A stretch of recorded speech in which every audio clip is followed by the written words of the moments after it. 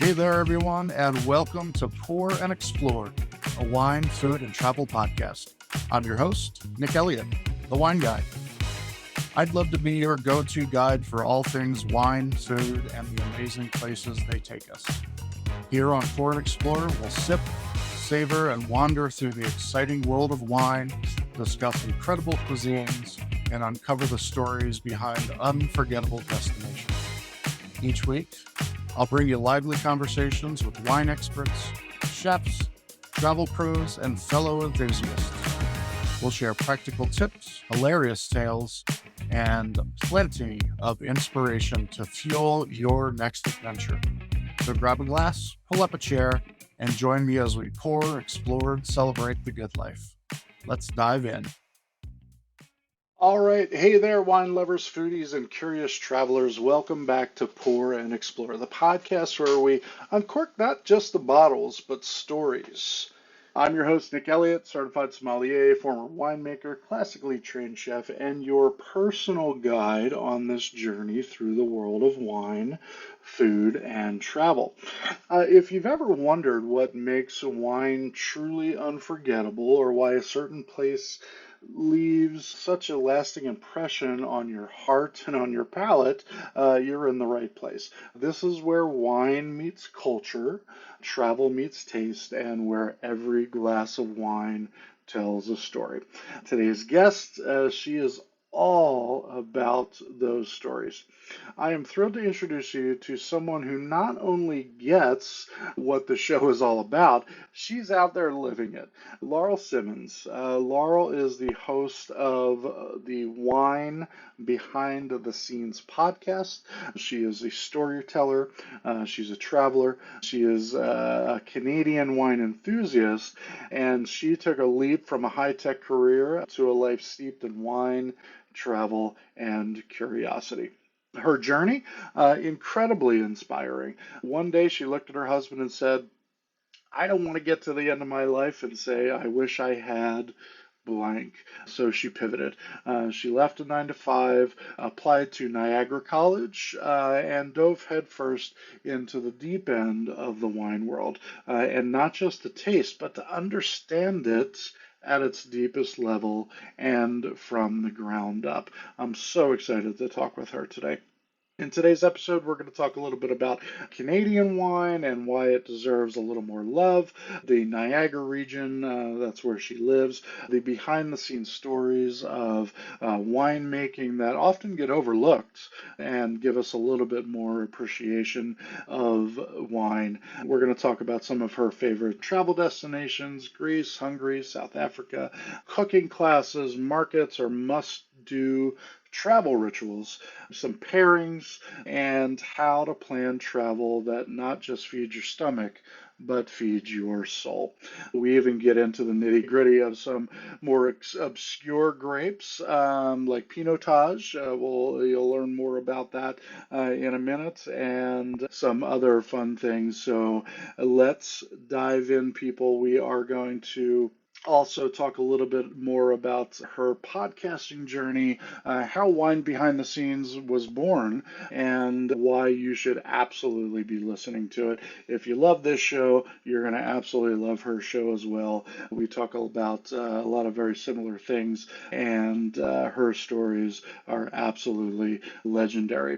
This episode is a love letter to the lesser-known wines of the world, the joy of exploration, the deep connections we make when we stop trying to be wine snobs and start being a little more wine curious. So whether you're commuting, cooking, sipping, or dreaming about your next wine trip, definitely go and get yourself a glass of wine or a glass of water if you're driving. And this one is going to be full of wisdom, wanderlust, and warmth. Laurel, thank you so much for being on the show today. Welcome. Thank you very much, Nick. It's great to be here. Fantastic, fantastic. We met a few weeks ago and we had such a great conversation. I thought it would be awesome to have you on the show with your background and with all of the great places you've seen and places you visited. I definitely wanted to chat with you about some fun stuff. So I appreciate you being on here. Well, let's start right out of the gate. You are located in the Niagara area of Canada, and Yes. that's where home is for you. But you do travel the world, which we're going to talk a little bit about. I have not done a whole lot of airtime on Canadian wine, so I want to talk about that first. But let's talk about you first. Give me a little bit about your background. I know you've got the Wee Set, you just love wine. Give us a little bit about your background. Well, I lived in Canada's capital city, Ottawa, for over 30 years, and I was working in the high tech industry and in government as a consultant. And one day I just woke up and I looked at my husband and I said, that's it. So I do not want to get to the end of my life and say, I wish I had. And what I wish I had done was dive more deeply into the world of wine. So we had a little talk and we agreed that, yep, that's a really good thing to do. I applied to Niagara College, which is very close to where I live here in Niagara-on-the-Lake in the Niagara Peninsula. And I was accepted.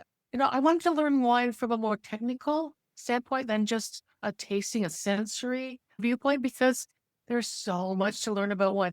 I know people who have been studying wine for decades and they still don't know it all.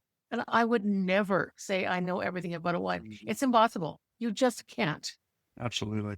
And every day is a learning experience, as you well know, just traveling the world and, visiting new varietals and winemaking techniques and so on. It is absolutely impossible to know everything. So I completely agree. So being up there in Canada, tell me a little bit about your experience. What makes Canadian wine unique? Well, people don't know anything about Canadian wine outside of Canada. They really, really don't, which is really odd because we consistently win gold medals across the world. When our wine is put into competitions in France, in Spain, in London, we win gold. They win gold. I can't say anything more than that. If you draw a line, if you look at a map or an atlas, and you draw a line straight across from where we are, we're situated between Lake Ontario and Lake Erie. So although we're a continental climate, we get some of that moderating effect from these Great Lakes. So it's a very modified continental climate where we don't get those extreme winters. Although lately with climate change, we have a little bit of trouble. But still, it's like a heat sink here. That the warmth from the lake keeps things warmer. But anyway, if you draw a line straight across, you're going to hit France and Burgundy. So we've got basically the same zones for growing grapes as Burgundy does. And well, guess what? Burgundy does a great job at growing, I don't know, Pinot Noir, Chardonnay. We do a fabulous job at making Pinot Noir and Chardonnay, along with a lot of other varieties, the standards, Syrah, Cabernet Sauvignon, Riesling. We do fabulous Riesling. I was just talking to a winemaker the other day who said that she took Riesling over to Germany, and the Germans were telling her that they wish that they could make this style of Riesling because their winters are getting too warm and they're not getting the acidity that we have in the Riesling here. So we make fabulous wines, world-class wines. Absolutely. Absolutely. Just because I don't have my finger on the pulse of the market, the Canadian wine market, why do you think it's not so readily available here in the States? For one thing, it's just the volume of wine. We don't make a lot when you compare it to, say, California. And I can give you some stats. An acre of land in California could produce 20, 30, even 40,000 tons of grapes. In Ontario, in this particular part where I live, you'll be lucky if you get 3,000 tons. That's a huge difference. So when you have smaller wineries, and we have a lot of boutique wineries, we have over 150 wineries roughly in the Ontario region, not just here, but there are other sort of little pockets around the province. And you can't supply 20,000, 30,000, 50,000 cases of wine to distributors. Now we have the LCBO, and most people in the world have heard of the LCBO, which is the largest importer of wine in the world here in Ontario, because it is a monopoly. They bring in lots of wine from other countries. And it's frustrating for wineries here because they can't always get their own wine into a distributor, which is owned and run by the government of the province that we live in. So it is a little frustrating. Yeah, absolutely. So supply is a big part of it. And, obviously some issues with the supply chain, as well. I get that. Yeah, I get that. Awesome. There's a lot of countries, Spain, comes to mind when a really large portion of the wine that they make in the country of Spain is consumed in country. And we're lucky to be able to get the small amount of Spanish wine here in the States that we do. So I definitely understand that. All right, well, let's shift gears a little bit because I would love to talk to you about your awesome podcast, which is seen a lot of success on Apple and so on. Wine Behind the Scenes is the name of this podcast. For my listeners out there, you absolutely need to go out there and get it on your favorite podcast platform. Tell us how you started Wine Behind the Scenes and how's it going? Well, I was looking for something to do with my wine interests, my wine knowledge. I have thought about doing tours in Europe, but there's a lot of barriers to that. I won't go into all the details, just to say there are barriers. So I thought, okay, I took a step back and thought, why can't I do a podcast? Because I had done a podcast in a totally unrelated field. So I knew how to do podcasts. That wasn't the issue. I just sat down and I worked with my sort of marketing guru and coach. And, it took me through the steps and I was gritting my teeth and I don't know, I don't want to do this. And blah, blah, blah. Those are the things you do to get something started, something new started, right? Yep. And I just decided that was it. I decided to publish or drop a podcast every other week because, as you know, it's a lot of work to do this stuff. But I just love getting out there and talking to people.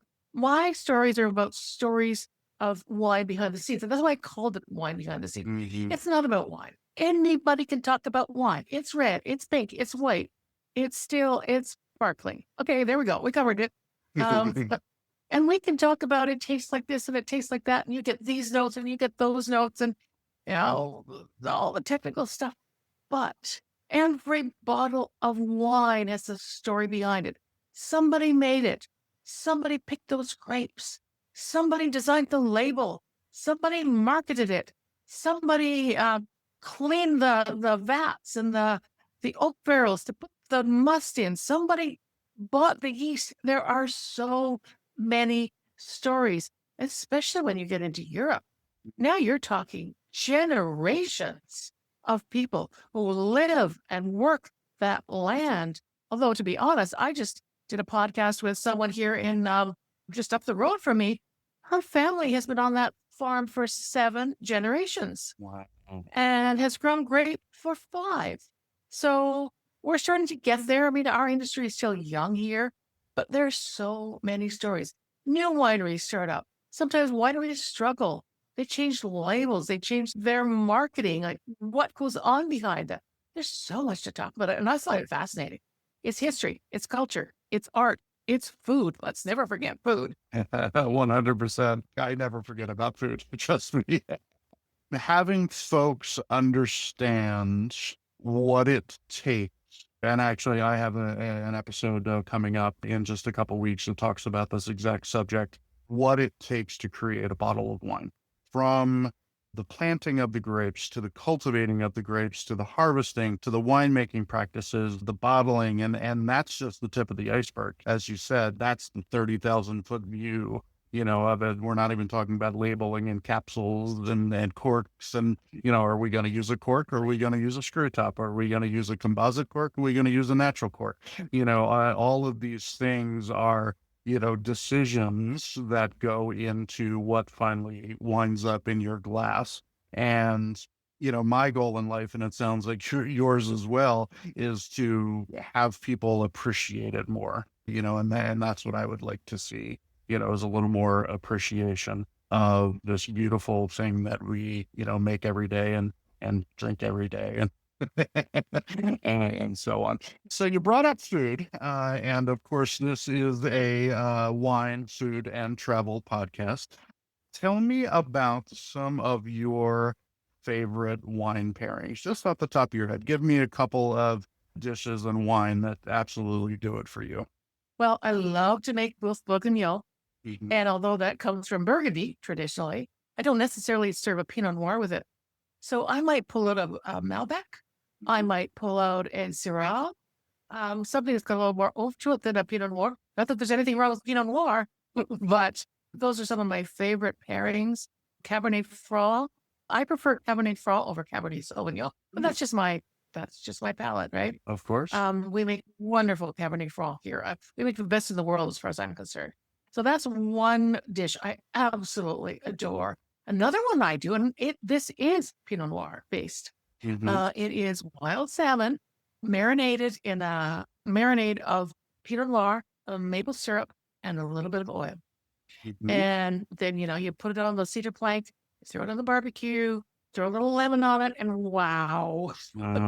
Absolutely. And, having Pinot Noir or a lighter bodied red wine with salmon, is wonderful. And it's a pairing that people often overlook because it's kind of ingrained in our psyche, that you can only drink white wine with fish, which is Exactly. absolutely not the case. Well, you and I could both go on for hours, I'm sure, about all of the amazing red wine pairings that you could do with fish. But we're not going to do that today, maybe some other time. So out on the road, we're going to talk about travel here in just a second, but you do a lot of traveling, so you're seeing a lot of cultures and a lot of different things and a lot of different types of foods. Are there any pairings that you've come across that have surprised you how good they match up together?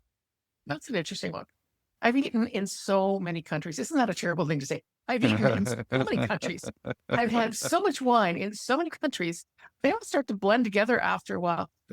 Many pairings that surprise me. You don't necessarily have to pair red wine with red protein. I just was talking about this the other day. Mm, There's nothing wrong with taking a dish, say, that does have red meat, red protein in it, and then focusing on another aspect of the meal. I was interviewing someone from Greece, and she mhm. was talking about pistachio. And she said with the herbs and the meat, it's very lightly herbed, and a light layer of meat and some bechamel, but very light bechamel. She was serving it with a white wine. And I thought, well, that's kind of interesting. But she said it worked really well because the acidity in the white wine cut through the fat Yes. in the bechamel and the meat. That's a great example. My birthday was just the other day, so I decided to have a little steak dinner for my birthday. And I created call it a beurre blanc sauce, if you will, onions, butter to finish, of course. But instead of red, I used white wine for the sauce to go with the steak that I prepared. And it was exactly what you're talking about. The acidity in that white wine, I believe it was a Sauvignon Blanc, really cut through I served it with au gratin potatoes, so really helped to brighten up and cut through the fat. Yeah. So again, the point that we're trying to make here, Laurel and I, is don't necessarily go for conformity. If you like white wine with your steak, you go ahead and do that. Absolutely. You like red wine with your soul, you know what? Go for it. I completely believe that. One of my standard lines is, as you all know, is you drink what you like and you pair what you like as well. I wholeheartedly believe that and agree with that. Well, and one of my advice too is that, for heaven's sakes, it's a bottle of wine. If you don't like it, or open something else, right? Yes, Well, it's absolutely. not Absolutely. rocket science. All right, let's transition into travel for a few minutes here. You and I both love to travel, and as you mentioned earlier, doing tours in different countries, it does have some stumbling blocks, which I've found out myself, and I'm finding out new ones every day, and so on. But you're out there, you're doing it, you're doing the travel, you're having a great time.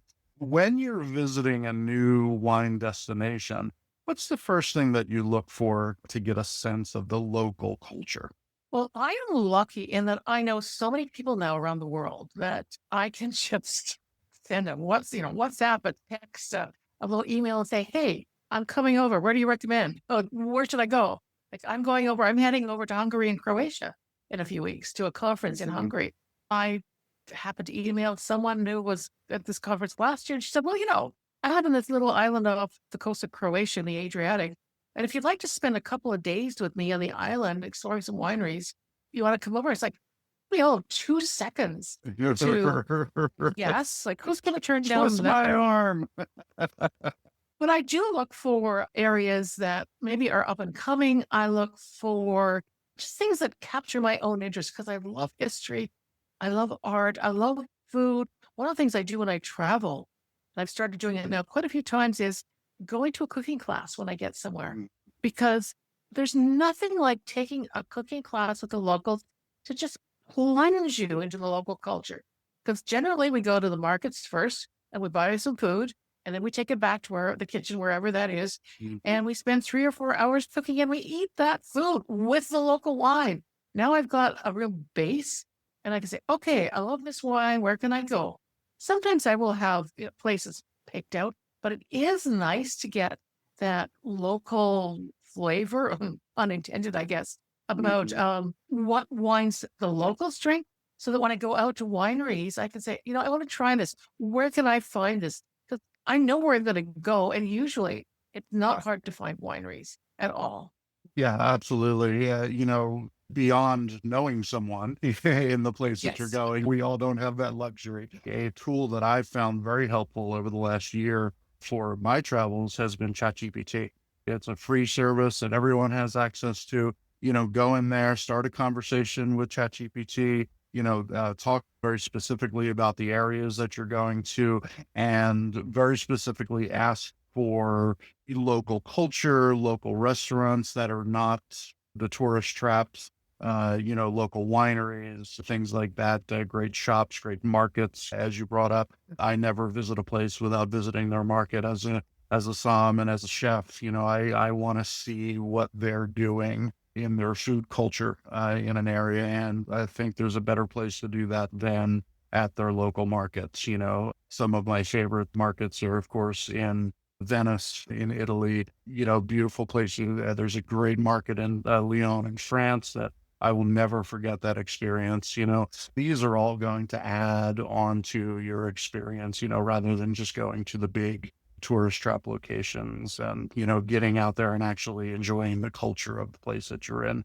One thing I also do is as I go and I watch shows on like Netflix, there's a show called Somebody Feed Phil. I love that show. I don't know if you've ever seen it. He goes around the world and he eats a lot, but there's always wine involved. And in fact, he did an episode of Santiago in Chile. And it was so fascinating. A friend of mine was going down there and I said, you have to watch this show. You have to watch this episode because he talks about these restaurants. He talks about the food. He talks about the wines and she loves wine. So she watched it and she said, okay, I've got it mapped out. I know where I'm going. Then there are a lot of TV shows out there that will give you really good insights, like travel shows. There's something out of the Netherlands, Wine Masters TV. I watch that because it gives me clues about where to go and what wine to look for. So it's not like I know everything about wine. Like I said in the earlier, I don't, can't possibly.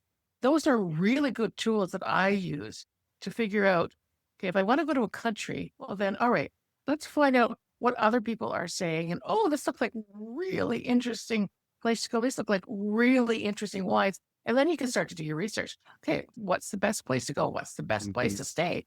And you just start drilling down, right? Absolutely. 100%. The shows that you're talking about, I've never seen the show Someone Feed Phil, but I've seen shows like that, and they're going in and they're doing exactly what we're talking about is they're doing a deep dive into the local culture. They're sitting down with a bunch of strangers and enjoying a meal and having a good time and really getting into it, and you don't need a TV crew, a preset design and all of that stuff in order to have that same experience. You just need to go there and do it. So on that note, do you have any fun stories that you can share with us about, going into a place and sitting down with a bunch of strangers and having a great time? Well, oh, there's so many stories. Speaking of Chile, it just popped into my head. I was down in Chile, oh, maybe 8, 9 years ago. And it was just before a very significant religious holiday. And I'm sorry, I do not remember what it was, but we were near Valparaiso. We were actually in the Casablanca Valley and they made beautiful wines there.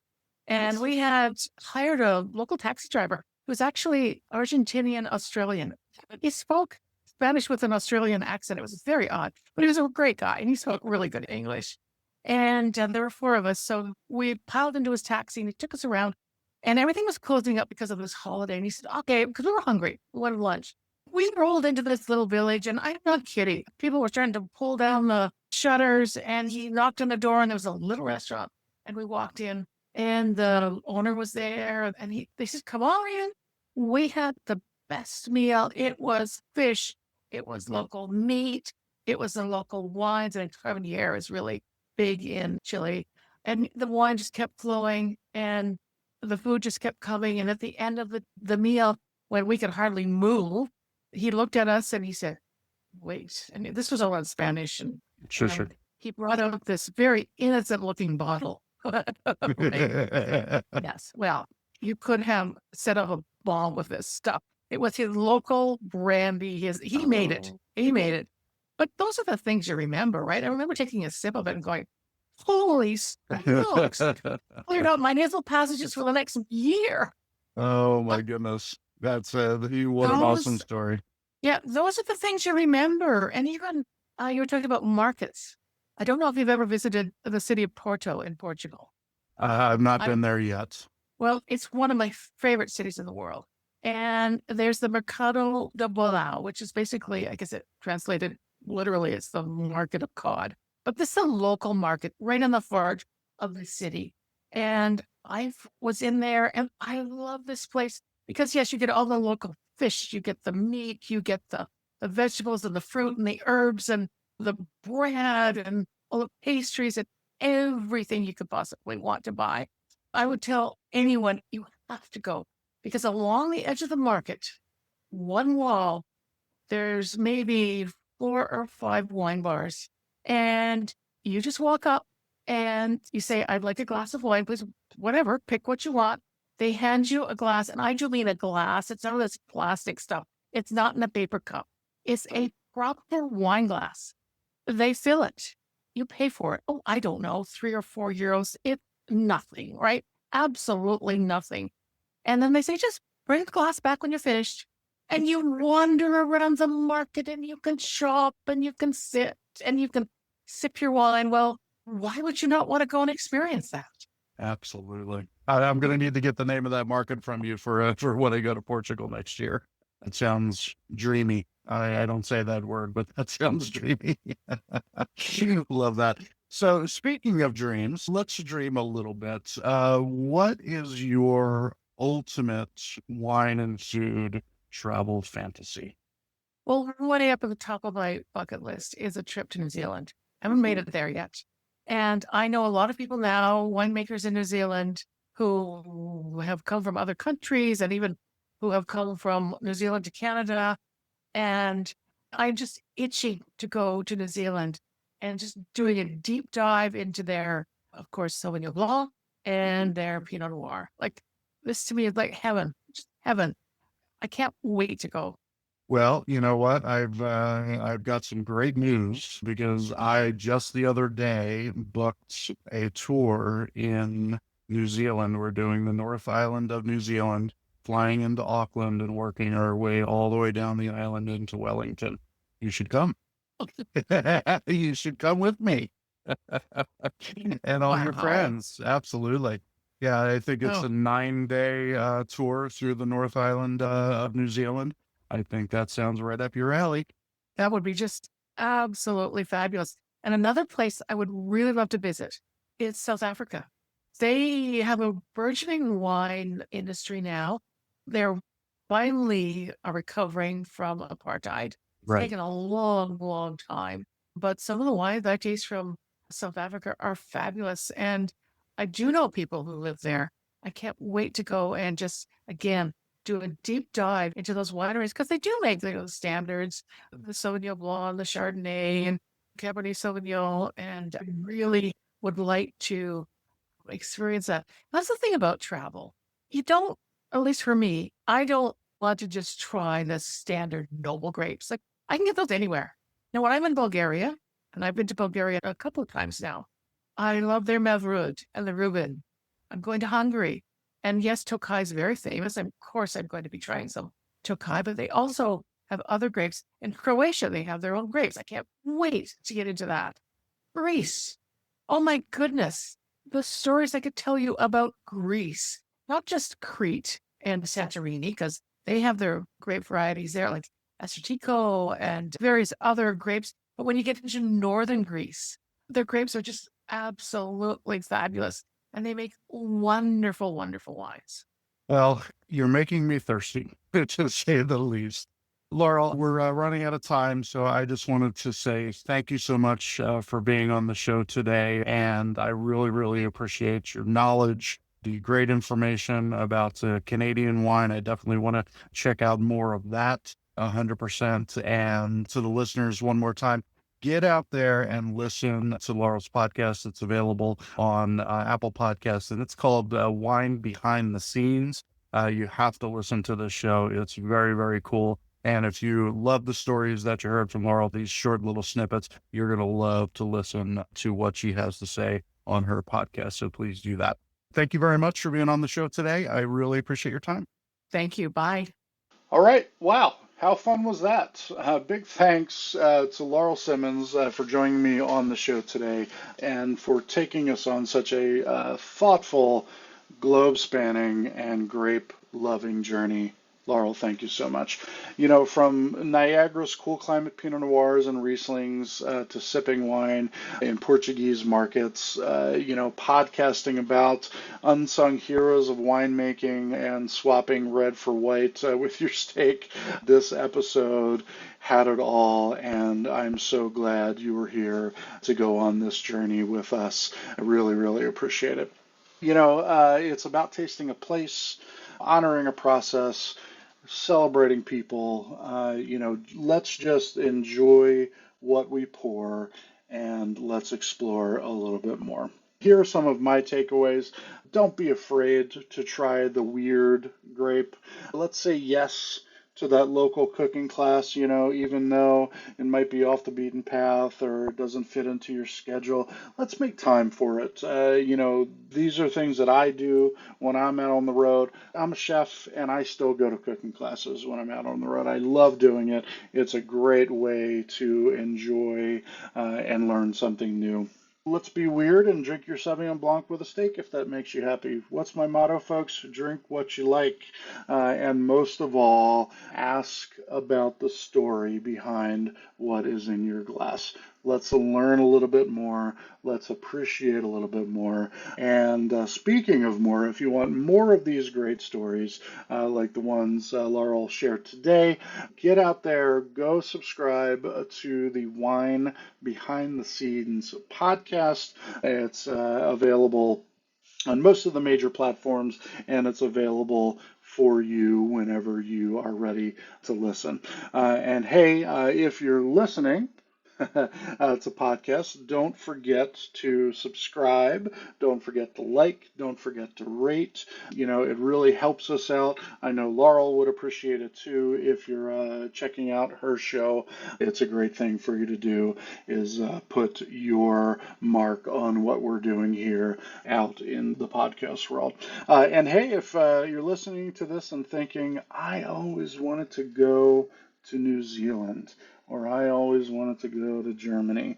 You know what, folks? I've got great news. I've got some trips coming up that you are absolutely going to love. Make sure you head over to the website and check that out. You'll find some more information about my upcoming trips on my social media platforms as well, TikTok, Instagram, etc., etc., etc.